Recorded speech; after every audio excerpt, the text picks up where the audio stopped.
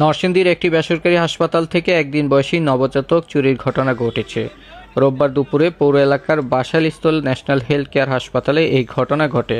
ওই নবজাতক জেলার শিবপুর উপজেলার পারিয়ালগি এলাকার সিএনজি চালক শরীফ মিয়ার দম্পতির। স্বজনদের অভিযোগ, হাসপাতাল কর্তৃপক্ষের গাফিলতি এবং অব্যবস্থাপনার কারণেই এই চুরির ঘটনা ঘটেছে। স্বজন ও হাসপাতাল কর্তৃপক্ষ জানায়, শরীফ মিয়ার স্ত্রী মিথিলা গত শনিবার বিকেলে ন্যাশনাল হেলথ কেয়ার হাসপাতালে অস্ত্রোপচারের মাধ্যমে ছেলে সন্তানের জন্ম দেয়। রোববার দুপুরে হাসপাতালের কেবিন থেকে নবজাতকটি নিখোঁজ হলে উত্তেজনাকর পরিস্থিতি তৈরি হয়। খবর পেয়ে পুলিশ গিয়ে পরিস্থিতি নিয়ন্ত্রণে আনে। স্বজনদের অভিযোগ, হাসপাতাল কর্তৃপক্ষের গাফিলতি এবং অব্যবস্থাপনার কারণেই নবজাতক চুরির ঘটনা ঘটেছে। হাসপাতাল কর্তৃপক্ষের দাবি, পরিবারের উপস্থিতিতেই চুরির ঘটনাটি ঘটেছে। এদিকে সিসিটিভির ফুটেজ পর্যালোচনা করে দেখা যায়, বোরকা পরা পরিহিত অপরিচিত এক নারী আঁচলের নিচে করে কিছু একটা নিয়ে হাসপাতাল থেকে বেরিয়ে গেছেন।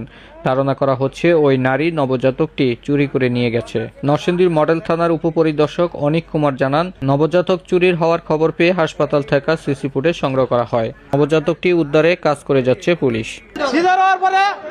আমরা তো সবাই আইছি না, 2-3 লোক আইছে, সব লোক তো আওয়া সম্ভব না এক লোকে।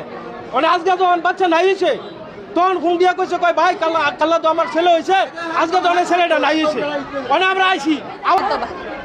বাচ্চাটা নিচে দেয়, আমার মামা তো ভাইয়ের বাচ্চাটা, তারা হাসপাতালে ছিল, তারা বাচ্চাটা বলে আইসে মানুষে দেখতো, তখন আয়া কইতাছে মিথিলার রুম কোনটা, মিথিলার এটা দ্বিতীয় বাচ্চা বলে।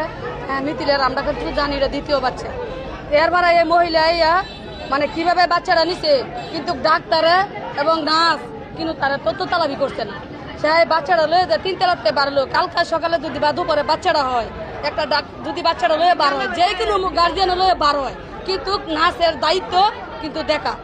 তারে কোলে নিতেছে, তারে এখানে যাচ্ছে ওখানে যাচ্ছে, এই করতেছে, আর সেই সুযোগে মানে ঘন্টা 2 করে সেই সুযোগে কাউকে না বইলা সে নিচে নিয়ে চলে গেছে। সিসিটিভিতে এইভাবে হচ্ছে। এখন পরবর্তী ধাপ বা পরবর্তী পর্যায়ে সিসিটিভি পর্যালোচনায় যা পাওয়া যাচ্ছে এবং এটা তদন্ত প্রক্রিয়াতে